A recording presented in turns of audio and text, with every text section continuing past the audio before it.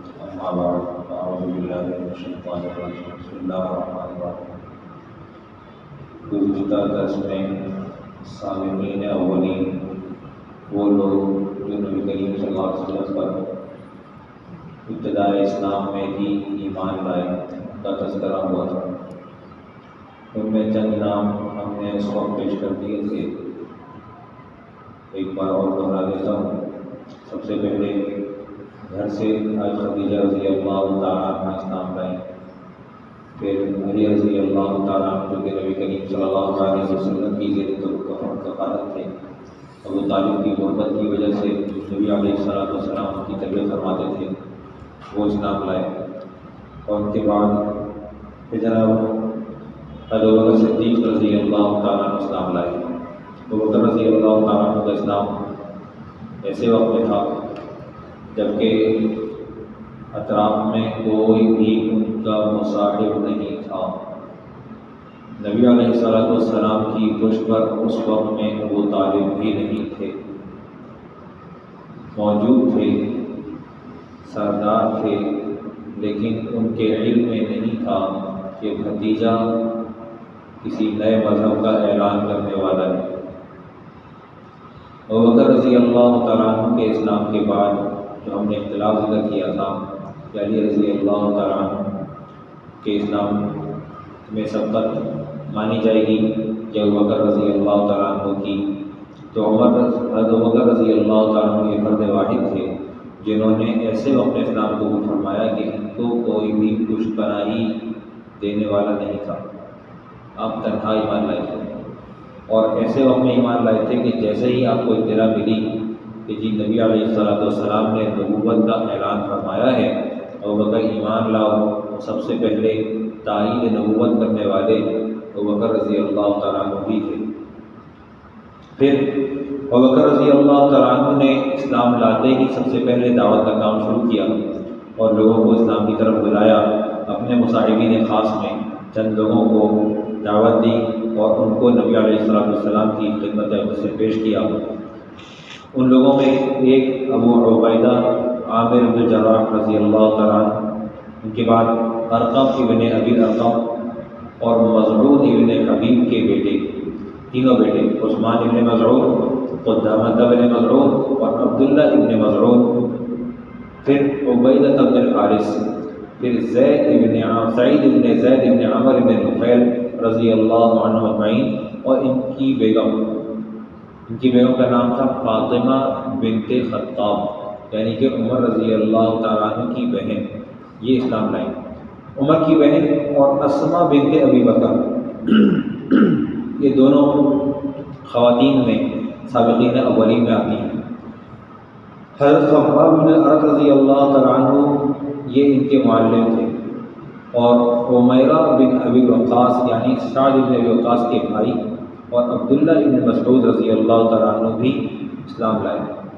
عبداللہ ابن مسعود رضی اللہ تعالیٰ عنہ کے اسلام لانے کا واقعہ بڑا عجیب ہے کہ نبی کریم صلی اللہ علیہ وسلم ایک جگہ سے گزر رہے تھے، وہاں انہوں نے حضرت ابو عبیدہ بن جراح رضی اللہ تعالیٰ عنہ کو دیکھا کہ وہ بکریاں چرا رہے ہیں۔ آپ نے ان سے پوچھا کہ تمہارے پاس کوئی بکری ہے، دودھ دینے والی بکری ہے؟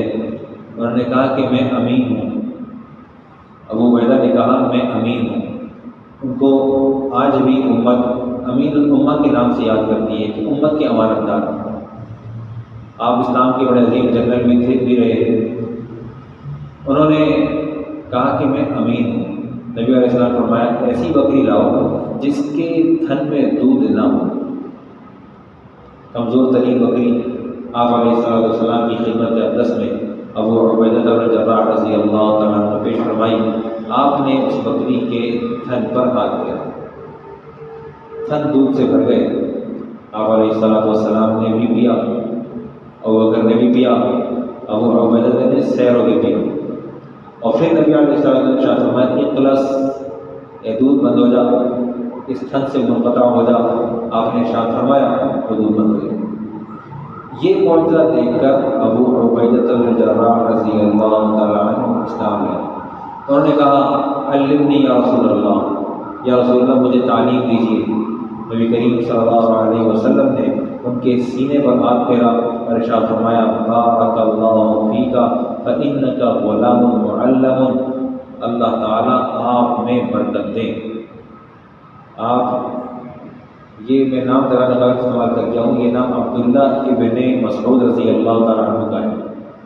عبداللہ ابن مسعود رضی اللہ تعالیٰ عنہ بکریاں چلا رہے تھے اور یہ اس طرح سے ایمان لائے، اللہ نے نوازا۔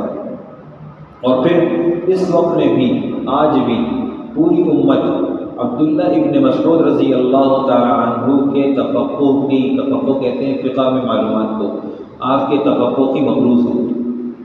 اللہ نے ان کے اوپر جو دین کھولا، جو تقویٰ کھولا، جو فقہ کھولا، اس کی عجیب مثال ہے۔ ان کے بعد چند اور صحابہ کرام اسلام لائے، میں ان کے نام پڑھ دیتا ہوں۔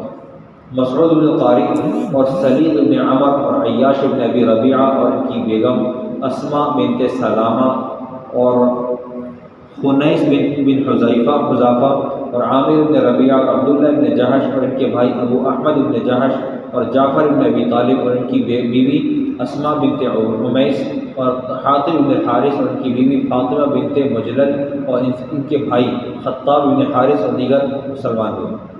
اللہ رب العزت نے ان تمام حضرات کو اسلام سے نوازا، اور پھر جو نماز کا عمل تھا، نبی علیہ الصلوۃ والسلام وقتاً فوقتاً جہاں کہیں بھی ہوتے نماز تو پڑھتے ہی تھے، فرض نہیں ہوئی تھی لیکن پڑھتے تھے۔ ترتیب یہ تھی، کبھی کسی گھاٹی وغیرہ میں چھپ کر، کبھی کسی مکان وغیرہ میں چھپ کر، خلوت میں تنہائی میں چھپ کر پڑھی جاتی ہے۔ ایک مرتبہ کا واقعہ ہے کہ علی رضی اللہ تعالیٰ عنہ ہمراہ تھے، نبی علیہ السلام ایک درے میں ایک گھاٹی کے اندر چھپ کر نماز پڑھ رہے تھے۔ آپ آگے ہیں اور حضرت علی پیچھے ہیں، آپ کے دائیں جانب کھڑے ہوئے ہیں، نماز ہو رہی ہے۔ وہاں ابو طالب گزرے۔ ابو طالب حضرت علی کے والد تھے، اور حضرت علی رضی اللہ تعالیٰ عنہ نے اپنے اسلام کو ابو طالب سے چھپا رکھا تھا، اور یہ چھپانے کا عرصہ تقریباً کہ 1 سال کا ہے، چھپا رکھا تھا، چھپا ہوا تھا۔ یہاں انہوں نے بیٹے کو دیکھا اور اپنے بھتیجے محمد عربی صلی اللہ علیہ وسلم کو دیکھا، یہ کیسی عبادت ہے، کیا کر رہے ہو؟ تو نبی کریم صلی اللہ علیہ وسلم نے ان کو اسلام کی دعوت دی، ان کو بتایا کہ میں اللہ کا رسول ہوں اور میری یہ ذمہ داری ہے کہ لوگوں کی خیر خواہی کروں، لا الہ الا اللہ تفلحون کی طرف بلاؤں۔ علی سے پوچھا یہ کیا ہے؟ کہ میں اللہ کے دین پر ایمان لایا، اشہد ان لا الہ الا اللہ ان محمد رسول اللہ۔ آپ نے فرمایا جب یہ اسلام کی بات حضرت علی نے آپ کے سامنے کر دی، اپنے والد ابو طالب کے سامنے کر دی، اور وہ کفر پہ بھی تھے لیکن قوم کے سردار تھے، اور آپ کی پشت پناہی، ابو طالب کی پشت پناہی میں اسلام پروان چڑھ رہا تھا۔ ابو طالب کی وجہ سے، ان کی سب سے بڑی قداور تھی، ان کی وجہ سے اسلام والوں کے ساتھ کوئی چھیڑ چھاڑ نہیں کرتا تھا، خاص طور پہ محمد صلی اللہ علیہ وسلم سے کوئی چھیڑ چھاڑ نہیں کرتا تھا، اور اسلام ابھی تک کھلی طرح طور پہ لوگوں پر ظاہر بھی نہیں تھا، مخفی چل رہا تھا۔ اب جب یہاں حضرت علی رضی اللہ تعالیٰ عنہ کے والد ابو طالب نے آپ کو دیکھ لیا تو انہوں نے باقاعدہ اجازت نامہ عطا فرما دیا کہ جی چلیں، آگے چلتے جائیں، لیکن اسے چھپا کے رکھنا، کسی کو بولنا بالنا نہیں۔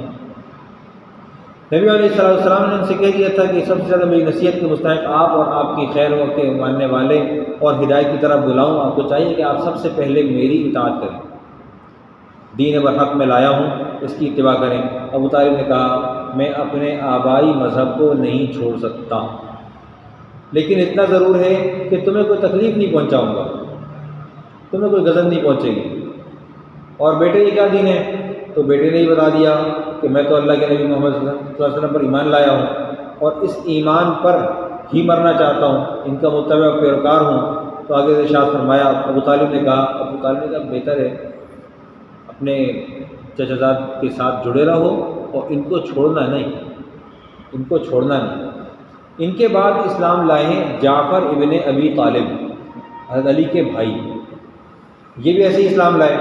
انہوں نے حضرت علی اور نبی کریم صلی اللہ علیہ وسلم کو نماز پڑھتے دیکھا کہ وہ عبادت مشغول ہیں، حضرت علی دائیں جانب کھڑے ہوئے ہیں، اور اتفاق ابو طالب ادھر سے گزر رہے تھے اور جعفر ساتھ تھے، باپ بیٹا دونوں ساتھ ہیں۔ جب نماز پڑھتے دیکھا تو جعفر سے مخاطب ہو کر خود کہہ دیا کہ بیٹا تم بھی علی کی طرح اپنے چچا زاد بھائی کی قوت بن جاؤ، اپنے چچا بھائی کے بازو کو مضبوط کرو۔ تمہیں چاہیے کہ تم اس طرح علی نے تمہارے چچا بھائی محمد صلی اللہ علیہ وسلم کو مضبوط کیا ہے، چھوٹے تھے، بچے تھے، 11 سال کے تھے، تو تم بھی ان کو مضبوط کرو۔ تو چنانچہ حضرت جعفر بھی مسلمان ہو گئے۔ جعفر بھی سابقین اولین میں ہیں، اور آپ کی جب یہ مسلمان ہوئے اس وقت 31 یا 25 لوگ مسلمان ہوئے تھے، اس میں شروع میں ہی مسلمان ہو گئے۔ ایک صحابی اور ہیں، ان کا نام ہے عفیف کندی، یہ مینا میں موجود ہیں، اور دیکھتے ہیں کہ ایک بہت نیک ہستی آئی اور انہوں نے آ کر نماز پڑھنی شروع کی، وضو فرمایا، نماز پڑھی۔ پھر ایک عورت آئی، وہ عورت آ کر اس نے وضو کیا اور آ کر اس نوجوان کے برابر میں کھڑی ہو گئی۔ پھر ایک بچہ آیا، وہ چھوٹا سا تھا، 11 سال کا، وہ کھڑے ہو گئے۔ یہ کون لوگ تھے؟ نبی علیہ السلام سب سے پہلے، خدیجہ کبریٰ رضی اللہ تعالیٰ عنہ ان کے بعد، اور پھر حضرت علی رضی اللہ تعالیٰ۔ یہ کیا کر رہے ہو؟ پوچھا عباس سے، عباس کے دوست تھے، عباس سے پوچھا، اور آئے یمن سے تھے، ان سے پوچھا یہ کیا ہو رہا ہے؟ تو یہ مسلمان ہو گئے، نماز پڑھ رہے ہیں، نیا دین لائے ہیں اور اس کے پیچھے چلتے ہیں۔ انہوں نے کہا اچھا، یہ کیا کہتے ہیں؟ کہ یہ میرے بھتیجے ہیں، کا نام محمد رسول اللہ ہے، محمد بن عبداللہ اصل نام ہے، اور یہ لوگوں کو اسلام کی دعوت دیتے ہیں۔ اچھا، یہ عورت کون ہے؟ کہا یہ ان کی بیوی ہے، ان کا نام یہ محمد بن عبداللہ کی بیوی ہے، خدیجہ کبریٰ ہیں۔ اچھا، اور یہ بچہ کون ہے؟ یہ علی بن ابی طالب ہے۔ عفیف کندی کہتے ہیں کہ جب میں مشرف اسلام ہوا تو کہتے ہیں کہ اگر میں اس وقت اسلام لے آتا تو میں چوتھا آدمی ہوتا، اسلام لانے والا چوتھا آدمی ہوتا۔ گویا کہ ان کو اپنے نمبر میں تاخیر ہونے پر قلق تھا، میں نے تاخیر کیوں کر دی؟ مجھے جلد بازی میں اسی وقت میں جب میں نے ان لوگوں کو نماز پڑھتے دیکھا تھا اسی وقت میں اسلام قبول کر لینا چاہیے تھا۔ امام بخاری رحمۃ اللہ علیہ کی تاریخ میں اور بغوی اور ابن مندہ نے بھی ذکر کیا ہے، اور حضرت عباس نے یہ فرمایا کہ میرا بھتیجا یہ بھی کہتا ہے کہ قیصر و کسریٰ کے خزانے بھی میرے ہاتھ پر فتح ہوں گے۔ حضرت عباس نے عفیف کندی کو یہ بات کہی کہ میرے بھتیجا یہ کہتا ہے کہ میرے ہاتھ پر قیصر و کسریٰ جو کہ اس زمانے کی بڑی طاقتیں تھیں، بڑی حکومتیں تھیں، ان کے محلات بھی میرے ہاتھ پر فتح ہوں گے، ان کے خزانے بھی میرے ہاتھ پر فتح ہوں گے۔ تو اس وقت میں ان لوگوں کو یہ بات نبی علیہ السلام نے بتا دی تھی، اور بعد میں تاریخ شاہد ہے کہ ایسا ہی ہوا۔ ان میں خاص طور پر ایک صحابی سراقہ بن مالک، جب یہ اعلان کیا گیا کہ جی جو کوئی ہجرت کرنے والے محمد رسول اللہ صلی اللہ علیہ وسلم اور ابوبکر کی گرفتاری پیش کر دے کہ یہ 2 حضرات گرفتار ہو گئے، ہم ان کو انعام میں 100 اونٹ دیں گے۔ سمجھو اس زمانے کی 100 کروڑ گاڑیاں۔ عرب میں اس وقت بھی اگر کوئی گاڑی اونٹ کو مار دے تو اونٹ کی دیت انسان سے زیادہ ہے، میں نے خود دبئی میں دیکھا ہے، یہ انسان سے اس کی قیمت زیادہ ہے۔ اب اندازہ لگائیے کہ 100 اونٹ دینے کی بات تھی تو لالچ ہوتا ہے۔ تو سراقہ بن مالک بھی روانہ ہوئے گرفتار کرنے کے لیے، اور بڑی دوڑ دھوپ تھی، اور جب بہت قریب پہنچے تو نبی علیہ السلام کو دیکھنے کے بعد ان کا گھوڑا ایک مرتبہ گرا، پھر دوبارہ گرا، پھر تیبارہ گرا، اور جب ان کی نیت تب بھی صاف نہیں ہوئی تو پھر کیا ہوا کہ اس گھوڑے کو زمین نے پکڑ لیا، وہ دھسنا شروع ہوا، پریشان ہو گئے۔ انہوں نے کہا اچھا صحیح ہے، آپ کو اجازت ہے، آپ جائیے، مجھے ضمانت لکھ کے دے دیجیے، مجھے امان لکھ کے دے دیجیے۔ نبی علیہ السلام نے ان کو امان لکھ کر دی کہ تمہیں امان دی جاتی ہے، سراقہ کو امان دی جاتی ہے، اور اس امان کے دینے کے ساتھ ساتھ یہ وعدہ بھی فرمایا کہ میں کسریٰ کے کنگن تمہارے ہاتھ میں دیکھتا ہوں۔ عمر رضی اللہ تعالیٰ عنہ کے زمانے میں جب کسریٰ کا علاقہ فتح ہوا، کسریٰ بادشاہ تھا، کہ علاقہ فتح ہو گیا، جب فتح ہو گیا تو وہ کسریٰ کے جو کنگن تھے، سونے کے کنگن، سونے کے کڑے، وہ سراقہ کے ہاتھ میں آئے۔ انہوں نے پھر یہ واقعہ بیان کیا کہ مجھے نبی کریم صلی اللہ علیہ وسلم نے اس وقت کی بشارت دی تھی جبکہ میں مسلمان بھی نہیں ہوا تھا۔ اتنی عجیب تاریخ ہے ہمارے اسلام کی۔ پھر حضرت طلحہ رضی اللہ عنہ مسلمان ہوئے۔ حضرت طلحہ کا اسلام بڑا عجیب ہے۔ کہتے ہیں کہ میں تجارت کی غرض سے بصرہ گیا ہوا تھا۔ بصرہ کے علاقے میں میں دیکھتا ہوں کہ ایک صومعہ سے اس کا پادری نکل کے باہر آیا اور اس نے آ کر کہا کہ تمہارے قافلے میں کہیں کوئی حرم مکہ سے آنے والا شخص ہے؟ حرم مکہ سے آنے والا کوئی شخص ہے؟ طلحہ نے کہا جی میں ہوں۔ کہا یہ بتاؤ کہ جو ہے وہ احمد صلی اللہ علیہ وسلم کا ظہور ہو گیا، احمد صلی اللہ علیہ وسلم کا ظہور ہو گیا، وہ کون؟ یہ جانتے ہی تھے، اسلام تو چھپا ہوا تھا اور یہ سفر پہ تھے، جانتے ہی تھے۔ تو انہوں نے تعارف پیش کیا، پادری صاحب نے تعارف پیش کیا کہ یہ وہ وقت ہے حرم مکہ میں عبداللہ ابن محمد ابن عبد المطلب، محمد ابن عبداللہ ابن عبد المطلب یہ ظاہر ہوں گے اور وہ اسلام لے کر آئیں گے، مذہب لائیں گے نیا، اس کا نام ہوگا اسلام، اور ان کا ظہور کا وقت یہ آ چکا ہے، اور وہ پھر ایک پتھریلی زمین کی طرف ہجرت کریں گے یعنی مدینہ منورہ، اور وہ آخر الانبیاء، وہ آخری نبی ہوں گے۔ اگر ان کو تم دیکھو تو پیچھے نہ رہنا۔ راہب کی یہ بات سن کر، یہ آدمی راہب ہے، اپنے صومعہ میں رہتا ہے اور اس کا بصرہ میں صومعہ ہے، اور اس کو یہ بات پتہ ہے کہ محمد صلی اللہ علیہ وسلم کے ظہور کا وقت ہو چکا اور علاقہ ان کا ہمارا علاقہ ہے، مکہ مکرمہ ہے۔ اگر کہ یہ بات حق ہے تبھی تو یہ پادری بول رہا ہے، اگر وہ اسلام حق نہ ہوتا تو اس پادری کو اس علاقے میں بصرہ میں اس کا درد کیوں ہوتا؟ آپ تشریف لائیں، مکہ مکرمہ تشریف لائے اور آ کر اسلام قبول فرمایا۔ جب یہ تشریف لائے مکہ مکرمہ تو لوگوں سے دریافت کیا کہ کوئی نئی بات پیش آئی ہے؟ کہا محمد جو امین ہے، وہ جو صادق و امین کہلاتے ہیں محمد، انہوں نے نبوت کا دعویٰ کیا ہے، اور ابن ابی قحافہ جو ہے یعنی کہ ابوبکر رضی اللہ تعالیٰ عنہ وہ مسلمان ہو گئے۔ میں ابوبکر کے پاس پہنچا، ابوبکر رضی اللہ تعالیٰ عنہ کے پاس گیا تو ابوبکر رضی اللہ تعالیٰ عنہ کو مجھ کو محمد رسول اللہ صلی اللہ علیہ وسلم کی خدمت اقدس میں لے گئے اور میں آپ کی خدمت میں حاضر ہو کر مسلمان ہو گیا۔ آپ سے یہ راہب کا واقعہ بیان کیا، نبی علیہ السلام کو راہب کی طرف سے کی جانے والی بات بتائی کہ راہب نے مجھ سے کہا تھا کہ اگر تم ان کا زمانہ پا لو تو مسلمان ہو جانا، ان کے ظہور کی تاریخیں یہی ہیں، آ گیا وقت۔ اندازہ لگائیے کہ پیارے پیغمبر صلی اللہ علیہ وسلم کی پیدائش والے دن کسریٰ کے محل کے کنگن ٹوٹے تھے، اور ان کنگن کے مالک سراقہ بن مالک نے بننا تھا، اور اللہ پاک نے نظام بنایا اور اسلام ہم تک آج تک پہنچا۔ تو یہ پہنچنے کی جو وجہ ہے یہ صحابہ کا ایثار، ان کی قربانی ہے۔